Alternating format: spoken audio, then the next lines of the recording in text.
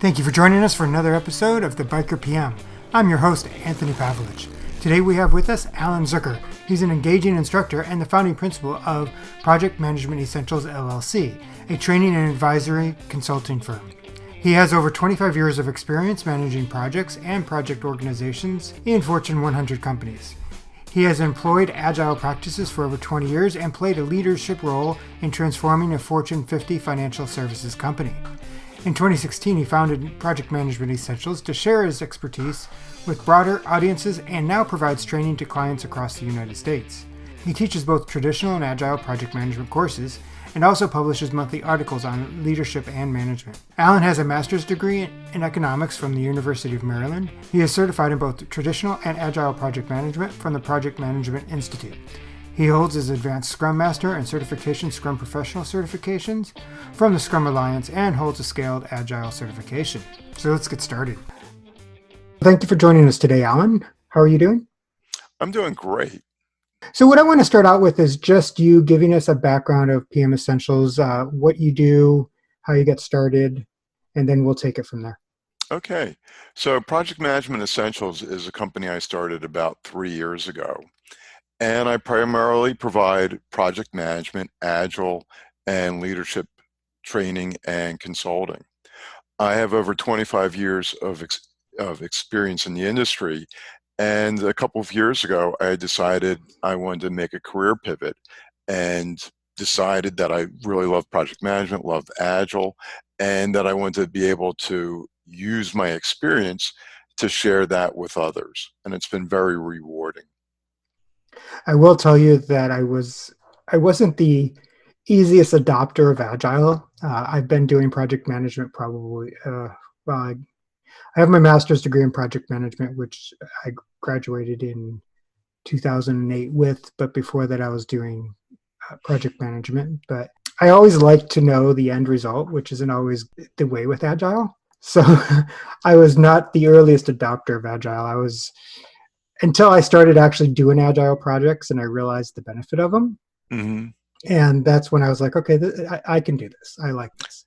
You know, it's funny, my agile background or my experience with agile actually goes all the way back to the early 90s.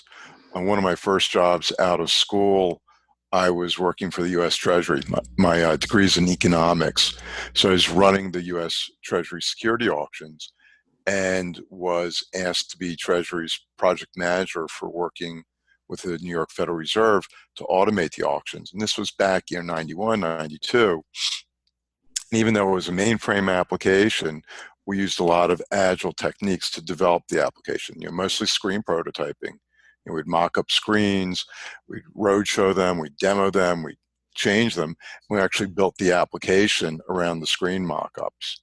And it was really effective. I mean, we got that application built, or essentially built, in about 6 months, and then we went into testing. Since then, I've done quite a bit of agile work. I worked with a website design. I've worked with user testing, and I'm actually studying right now. I'm going to get my PMI ACP next year. In the beginning of the year, I'm studying for it to take it in January or February. Yeah, and I got my ACP a couple of years ago. I've got my CSM certification, my Advanced Scrum Master, my Scrum Professional, and last week I was actually just down in Atlanta for the introductory training for the PMI's Disciplined Agile Instructor Program. So nice. There's about 40 of us down there to learn how to teach DAD. So why is this a passion of yours? I mean, I understand why project management's a passion of mine, but why is it a passion of yours? What drew you to it? It was an accidental profession for me. I mean, like I said, I have my master's degree in economics, and back in the 80s, we started managing just projects as part of what I was doing. Some software projects, some actually right out of graduate school, built a big model for the EPA, and then I started working with Treasury and got involved in managing projects there as a way of facilitating what I needed to do. And I became so enamored with it that I actually made a huge career pivot. After that big project that I did with the New York Fed, I left Treasury and spent 14 years at MCI, mostly running either projects or most of that time actually managing project management organizations. And about 5 or 6 years ago, I was at Fannie Mae, and I was running a large project management organization there. I had about 150 PMs working for me, and I had someone come in and teach a class. And half jokingly, I said, I want to be you when I grow up. It's like, well, this is how, seriously. And he said, this is what you do. He said, start writing articles about project management, start speaking locally, and then when the time comes, you'll have a little bit of a following. So about 3 years ago, I decided that I was going to leave, and I spent 6 months, getting myself organized to leave Fannie Mae. And I got connected with teaching at the community college with 2 other companies that do project management instruction. An old colleague of mine asked me to do some work with her organization. And so I left at the end of March 1987 and had paying work by the middle of April. And it's a lot of fun. I mean, I've been writing monthly articles on project management and leadership. So I'm up to about 60 different articles. And if you're going to do something, if you're going to have the energy to do something like that, it shows you really love what you're up to. It does. I like talking to another project manager because when you started your PM Essentials, you said 3 years ago? Yeah. So having a good background in project management, what kind of tools did you think you would use to have your business, to do your projects? Mm-hmm. So one of the things I started off doing was I started off actually using Kanban boards to try to manage my work. And I was working a couple of different online tools. And really what I found is that I had too many tasks, too many things that I was trying to manage because of the nature of the work. A lot of it's recurring. And I actually did a little bit of research and found an application that runs on the Mac and Apple devices called OmniFocus. And it's a task management tool based on the getting things done principles. And that's actually been very, very successful for me. It allows you to create projects and create tasks within projects. You get to see things on a calendar view. And one of the reasons it's very helpful is when I'm teaching classes, I'll have multiple classes and I can set up a template for all the different tasks. And usually about a month out, I'll set up the class for the next month and all the things I need to do. And I also have it links to my email. So when I send out emails, I can then go in and see, keep track of the tasks. And so I use that both as my task management tool, my project management tool, my customer relationship management tool. And it's been working very, very well for me. That may be something I have to look into. I do use kind of like a Kanban board, like you said. I use Trello, but then I have different for each of my clients. I use something different. I've used Axosoft for one client that I had. I use Jira with one right now. I use Avasa with one right now. So I have to use many different, depending on who I'm working with on a specific day. Well. But for myself, those programs would be too much. Yeah, one of the programs that I've used that I really liked a lot was Lean Kit. And if you're looking just to do Kanban, it's a great board. One of the things I really like about it is it lets you build swim lanes in addition to your columns. One of the tools that I've recommended for a couple of my clients is a tool called Smartsheet, which is one of the online collaboration tools, which also gives you, lets you build sort of traditional looking project plans, but also gives you Kanban views. Really powerful. And Smartsheet integrates with like Jira. I know they have integrations with different software as well. Yeah. Obviously, you said this was like an accidental profession, but when you first started getting into the thought of leaving and going off on your own, what kind of resources or tools did you use to give you that push or to give you the information that you needed so that other entrepreneurs out there would Sure. have an idea of what they can look into. One of the things that was a really great resource to me that they have in the States, and I don't know if they have it in Canada as well, is there's a organization that works in partnership with the Small Business Administration, and it's called SCORE. And it's retired executives that basically have office hours for entrepreneurs. So I met with one of the SCORE coaches here in Arlington, actually a couple of them, and it was really helpful because even though I had worked in a large companies, large organizations, there was a lot of small things that I didn't know how to do in terms of being an entrepreneur, like the fact that I had to get a permit from the county to have a home office. So that was one of the things I did. I started using HubSpot as a way of managing my customer relationships and keeping track of when I'm calling people, the follow-ups, the notes, the emails, and that's a really great tool. And HubSpot has a free version that is pretty darn powerful. I use QuickBooks Online. They have a self-employed version, which was a really helpful tool in terms of the finances. And because so much is based on email or our social presence, I started using MailChimp as my manage my emails. So once a month, I send out emails to my to people that have taken my classes and customers and people that are interested in me, talking about my monthly blog, talking about when I've been quoted in the press, some of my public teaching engagements and things like that. That's great. I know even the self-employed, I use the QuickBooks self-employed on my phone, which is, I love it because it tracks, you can leave it on to track mileage. Right. And it makes it so much easier than having to remember to look at your odometer and then write it down when you're meeting with a client.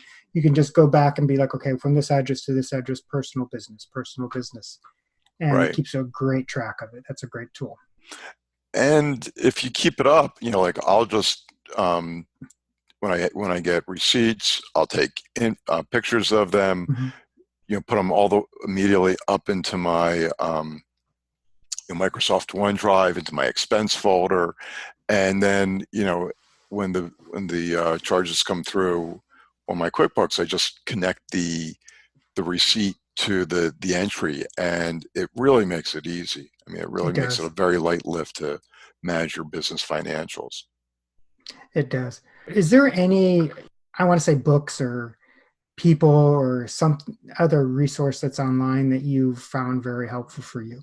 Not only for necessarily being an entrepreneur, but also for just when you were starting out or when you were thinking of doing it. Besides, the score is a Yeah.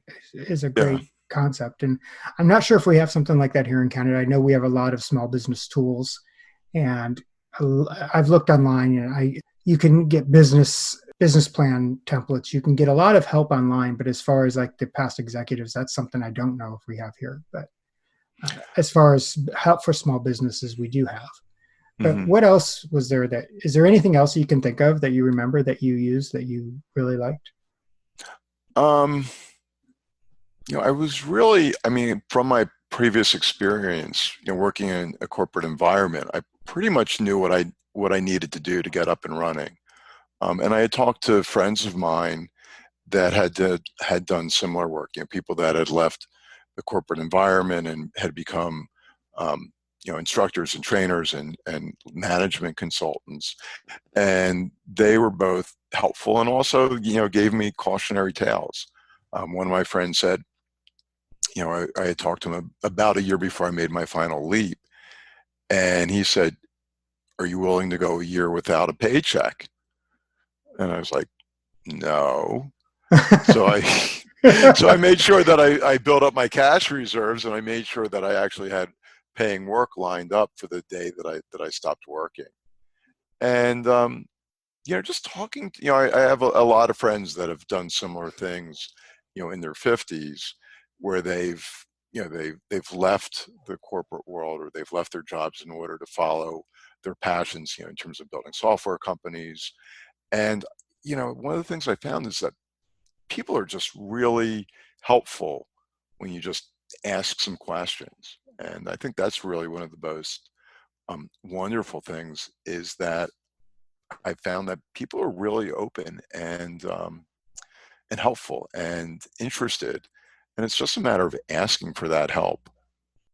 If you're looking to be part of a group of fellow entrepreneurs that want to improve their project management skills, check out the Biker PM Facebook group. I'll be active in the group helping out entrepreneurs with their project management questions and also sharing some exciting news that's coming up soon. There's going to be a link in the information of this podcast. And don't forget to please rate and comment on what you're listening to. I want to go back to something you just said, that a lot of people, you mentioned people in their 50s. I don't know if you want to share how old you are, but I think a lot of people think that they get too old to do it. It's like they're at a point in their life. I'm 47. Mm-hmm. I had to count, but yes, I'm 47. I had to do the math in my head real quick. And it was last year that I started this full time. And so it's not, you don't have to be in your 20s or 30s to start your own business. And a lot of people, I think I've seen people and I've talked to people that they get into their 50s and they feel like, oh, I'm too old now to go out on my own. It's too late in my life. Everybody's looking for somebody that's younger, or everybody's looking for the new shiny object. So the short answer is I'm 57 now. And I actually think that going out on your own when you're older can be easier. I mean, I've been a very good diligent saver for my entire career. So at this point, barring anything horrible happening, I should have enough money saved for retirement.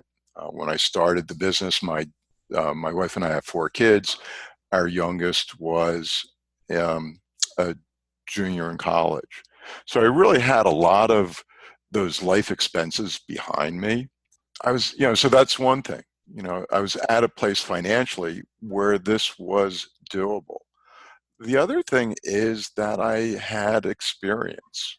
Exactly. And I had something to share, and something that I really wanted to share. And particularly if you're doing consulting or instruction or training, the passion, the energy that you bring to it, I think is really an important thing, an important quality. And people can tell if you're just, if you really care about it and you're passionate about it, or if you're just doing it by rote. So I think it was really easy for me to do at this point, because when I was younger, it was not something that I had considered. My father is a dentist, and when I was growing up, he was always working. I mean, he was he was in the office 5.5 days a week. And, unconsciously, I think at a certain point I decided that's not what I wanted to do. And I'd mostly worked in large companies and large organizations for most of my career. And this gave me an opportunity to do something different. And it's funny because my kids are like, Dad, we're so proud of you. It's such a big thing to do. And my oldest is 30, and he's working in tech in Seattle. And I was like, what did I do that was so big and so great? He's like, most people think about breaking out and doing something on their own, but you actually did it. And so I think, having that faith in yourself, that confidence in yourself is really important. And I don't know if I would have had it, 30 years ago. I agree. I also think even if we do have that faith and that confidence, that we can still, I think, sometimes second guess ourselves, but it's just having enough, like your oldest said, just doing it. A lot of people, most people think about it. They don't actually do it. And taking that leap of faith in yourself and in your abilities is very commendable. And I think a lot more people need to do it. And you've got to be willing to accept setbacks. Mm-hmm. And when you have a setback, It's a matter of just grinding on. I remember a couple of years ago, I thought I had a whole bunch of classes set up with one of my customers, and their customer, didn't get funding, so the classes didn't happen. And I was talking to one of my friends. He's like, "Oh man, that must have been just so hard." And it was funny because I didn't even think about it, because what I did was I just started reaching out and trying to find other work for myself. And one of the really wonderful things I found is that, excuse me, one of the wonderful things I found is that when you have a small setback, that something else always comes along. And you never know where it's going to come from. But if you're open to the opportunities, and I'm not really a flaky person, things happen, and that people will make connections and people will think about you. And it's really been a wonderful journey from that perspective as well. Yeah, it is. I agree. There are times that something you're working on doesn't come to fruition, or I had a client that I worked with that deep down I knew it wasn't going to last long. So because the relationship just wasn't there, and that's part of it. I mean, you have to know, you have to be okay with Mm-hmm. things not working out and with things not being right. I not it's People get this, think it's all sunshine, and you're out on your own, you can do what you want, and it's not necessarily always that way. I mean, there are some really good times, but then we also have those times that you're just, things just aren't right, and you have to do all the things you don't like doing. Yeah. And you have to be, like you said, you have to be okay with that. Yeah. And you have to be, you just really need to persevere and push forward, and not Exactly. even think about that. Because you're right, there are a lot of, there's a lot of up days, there's a lot of down days, and I'll be honest, I'm probably working way more hours now than I used to work. They're a little bit different in terms of the timing, but you put a lot of effort in. And I think you have to sometimes it doesn't always feel like work. No, yeah, And I think that's another thing that I've realized, that there are times that I'm working late at night or checking on things, looking at statuses, and it doesn't necessarily feel like work because it's something you enjoy doing. yeah, and I mean the timing's just sort of funny. Like I'm a morning person, so I get up, I make my coffee, I do my tai chi, and I'm in my office working by 7 in the morning every day, usually a little bit earlier. And I probably get my most productive work done before noon. And then in the afternoon, I'll usually go for a run. I'm usually the one making dinner. And that's when I'll do my more administrative work, because that's just how the time plays out. Yeah, no, it is, because I heard a term more recently than, because they used to talk about work-life balance and multitasking and all that, but it's more work-life harmony is a term that I heard recently, and that's kind of what it is. What we can actually gain a little bit better, like you said, making dinner or taking a break and throwing a little clothes in the washer, Yeah. and then coming back. It makes it a lot simpler. And I like that term better. I think, I do. yeah, I do too. I really like the idea of having a work-life harmony, because it really means that you're able to shift and rotate things as you need to. Even when my kids were younger, I was in leadership roles in the companies I was at, and for several years there, I was a single dad. So I was leaving the office, depending, 4:30, 5 o'clock, doing soccer, making dinners, and usually I was catching back up, 7:30, 8 o'clock at night. But to be able to have that balance, even in a corporate environment, was really valuable. Yeah, I think the work-life harmony thing works out too, because we can work wherever we want sometimes. I mean, if you're not teaching a class, or if I'm not going to teach at college, I've had times to where I've been able to. In April, I was in Puerto Vallarta, but I did some work while I was there. Hmm. I did finish a book I was writing, but I also did some work for my business. So it's, even though I was on vacation, I could still get some things done and not have to worry about it when I got back and things piling up. And Well, it's funny. I write as well, and I find that I can be actually very, very productive writing when I'm traveling.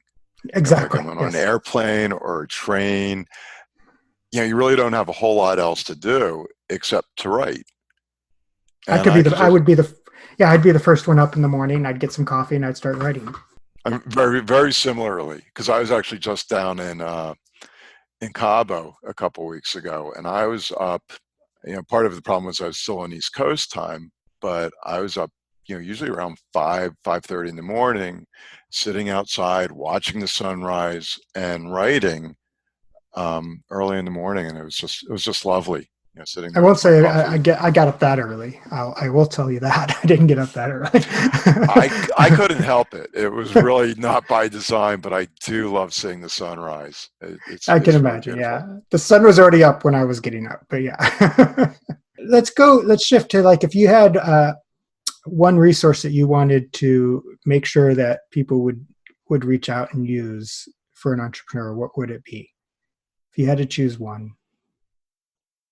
Gosh, I really think, they tell you one of the things that they teach you to do as an entrepreneur is, even if you're running a small business, is get your, quote unquote board of directors. And and I think that board of directors seems very intimidating to all of us, but I think getting our board of advisors and having people that we can reach out to, um, in lots of ways, just for technical support. What happened, what do I do um, about this with my taxes? Or how do I market myself this way? The tactical work you need. And I think even more importantly is having people around that will encourage you and support you, both when things are going great and also when things are not doing so well. And having those connections, I find, is really, as much as I don't like this phrase, it really can become a force multiplier, because you really never know where that next opportunity is going to come from. And I've been recommended to do work with people just in the most random ways, and it was people that I had either worked with in the deep past, or people that that had actually worked for me years ago. And it's just funny how that all comes around. So I think getting that connection, getting those people around you that will support you, is really one of the most important things. Great. So this has been a great conversation. I appreciate it. But before we close out, if people want to find out more about you and about your project management essentials, PM essentials, where do they go? What do they do? Best way to find me, one of the best ways to go and actually read my articles, which are really great, is go to the website, Okay. pmessentials.us. Connect with me on LinkedIn. I'm Alan I. Zucker if you're searching me on LinkedIn, or just send me an email at alan@pmessentials.us. And I'm really good about getting back to people. And I'll make sure I do tag some of these resources into the comments and the notes of the podcast. So again, thank you for joining me today, Alan. It's been great. I appreciate it. You're welcome, and it's been fun talking to you. It's always fun to do work with another project manager. I agree. It's an interesting conversation. It's a good conversation. Thank you again. You're welcome. Have a great day. Thanks for joining us for another episode of the Biker PM. Don't forget to subscribe and leave a comment. I'd love to hear what you think. And remember, if you're an entrepreneur that wants to be with like-minded individuals and improving their project management skills, join the Biker PM Facebook group and watch out for some exciting news coming soon. Until next time.